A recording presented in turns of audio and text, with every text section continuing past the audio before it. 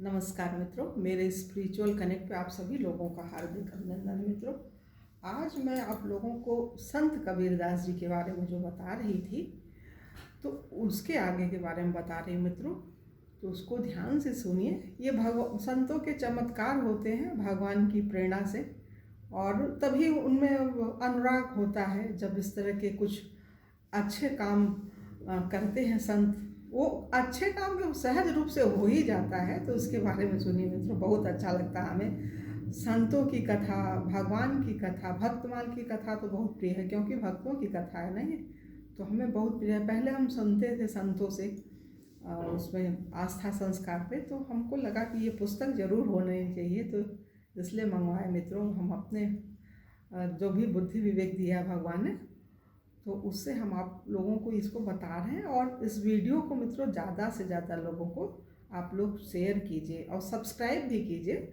वो नहीं, हमने भी पढ़ी, किताबें पढ़ी हैं, वो जीवनी में उतनी अच्छी चीज़ नहीं लिखी है, सारी चीज़ें नहीं लिखी हैं।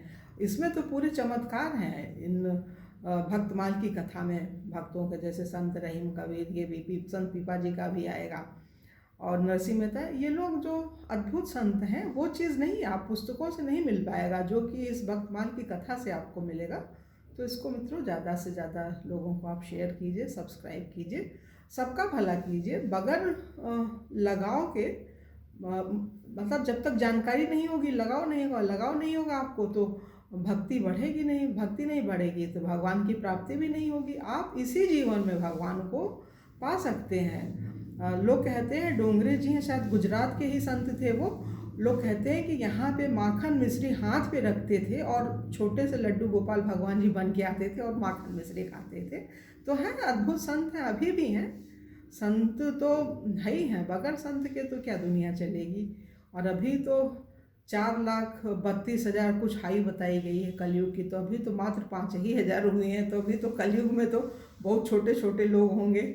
और एक चीज़ हमें और अच्छा लगता है कि वो संत कौशिक जी अभी सत्संग पे बोल रहे हैं, 8 महीना उनका पूरा हो गया है, तो उन्होंने अपने जीवन के बारे में कल बताया मित्रों कि 3 दिन से मैं भूखा था, खाने को नहीं मिला था, और मैं जा कर के मथुरा वृंदावन में पंक्ति में बैठ गया जहाँ सब लोग खा रहे थे, तो उनको उठा दिया था, पकड़ के उठा दिया था।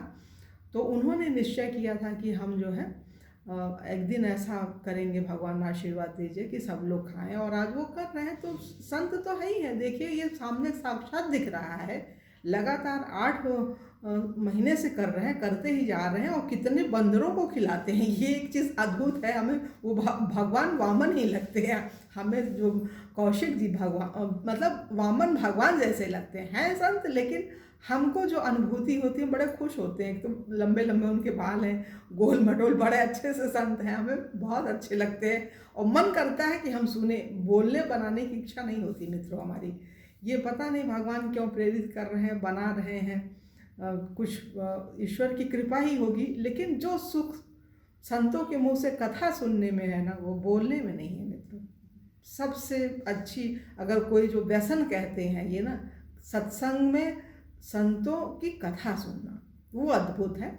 लेकिन ठीक है, कुछ व्यक्ति को करना भी चाहिए, जीवन में आया है तो कुछ तो करना चाहिए। गृहस्थ है, और ये YouTube ऐसा माध्यम है कि इसमें व्यक्ति कुछ अपने दिल की जो गहराई में उतर करके जो कुछ पाया है वो दे, नहीं तो ये ज्ञान तो समाप्त हो जाएगा, मरने के साथ चला ही जाएगा।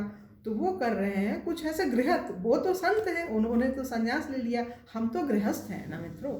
हम तो जो करेंगे तो भगवान की कृपा से करेंगे, और लोगों को एक प्रेरणा, एक मैसेज जाएगा कि ये गृहस्थ होकर भी कर रही है, तो हम लोग भी कर सकते हैं। न करें तो सुने, ये वीडियो बनाने काम नहीं कर सकते हैं, कथा नहीं सुन सकते, तो कम से कम 10-5 मिनट का वीडियो देख करके और लोगों को हम शेयर करें, इतना तो कर सकते हैं। इतनी तो सद्भावना भगवान देंगे, वही देंगे, और तो कोई कुछ कर नहीं सकता है। तो चलिए मित्रों, बड़ी भूमिका हो गई। संत कबीरदास जी के बारे में हम सुनते हैं। कबीरदास जी और बादशाह सिकंदर लोदी। श्री कबीरदास की बढ़ती हुई महिमा को देखकर ब्राह्मणों के हृदय में ईर्ष्या पैदा हो गई। उस समय भारत का तत्कालीन बादशाह सिकंदर लोदी काशी आया हुआ था। भक्ति विमुख ब्राह्मणों ने श्री कबीरदास जी की माता को भी अपने पक्ष में कर लिया, उनकी माँ को भी अपने तरफ कर लिए, और इकट्ठे होकर सिकंदर लोदी के दरबार में गए। सबों ने पुकार की कि इस कबीरदास ने सारे गांव को दुखी कर रखा है, मुसलमान होकर हिंदू बाबा जी बन गया है, किसी धर्म को न मानकर ढोंग फैलाता रहता है। बादशाह ने तुरंत आज्ञा दे दी कि उसे अभी पकड़कर मेरे पास ले आओ, मैं उसे देखूंगा कि वह कैसा मक्कार। बादशाह की आज्ञा पाकर सिपाही लोग श्री कबीरदास जी को ले आए और बादशाह के सामने खड़ा कर दिया। तब किसी काजी ने श्री कबीरदास जी से कहा, ये बादशाह सलामत हैं, इन्हें सलाम करो। इन्होंने उत्तर दिया कि हम श्री राम के अतिरिक्त दूसरे किसी को सलाम करना जानते ही नहीं। श्री कबीरदास जी की बातें सुनकर बादशाह ने इन्हें लोहे की जंजीर से बंधवाकर गंगा जी की धारा में डुबो दिया, परंतु ये जीवित ही रहे। लोहे की जंजीर न जाने कहाँ गई। ये गंगा जी की धारा से निकलकर तट पर खड़े हो गए। पश्चात बादशाह की आज्ञा से बहुत सी लकड़ियों में इन्हें दबाकर आग लगा दी गई। उस समय नया आश्चर्य हुआ, सभी लकड़ियां जलकर भस्म हो गई। इनका शरीर इस प्रकार चमकने लगा जिसे देखकर तपे हुए सोने की चमक भी लज्जित हो जाए। जब यह उपाय भी व्यर्थ हो गया तो एक मतवाला हाथी लाकर उसे उनके ऊपर झपटाया गया, परंतु लाख प्रयत्न करने पर भी हाथी श्री कबीरदास जी के पास नहीं आया। बड़ी जोर से चिंगाट को वह दूर भाग जाता था। इनके समीप में हाथी के न आने का कारण यह था कि स्वयं श्री राम जी सिंह का रूप धारण कर श्री कबीरदास जी के आगे बैठे थे। सोचिए, भक्त प्रहलाद की जो घटना हम लोगों ने सुनी है मित्रों, बस वही चीज़ है संतों के साथ भी हो रही है। संत नरसिंह मेहता के साथ भी यही था। और रैदास जी तो अद्भुत, मतलब सभी संत हैं, क्या बोलें इनकी तो महिमा।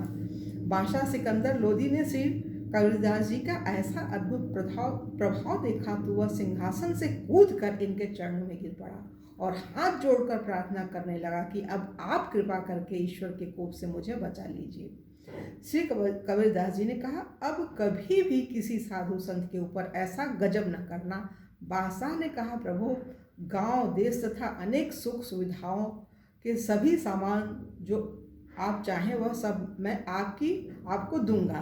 तब आपने उत्तर दिया, हम तो केवल श्री राम जी को चाहते हैं और उन्हीं को अष्ट प्रहर जपते हैं, दूसरे किसी धन से हमें कुछ भी प्रयोजन नहीं है। इस प्रकार बादशाह ने सम्मानित होकर आप अपने घर आए। फिर सिकंदर लोगों ने उनको सम्मानित किया और वो अपने घर आए।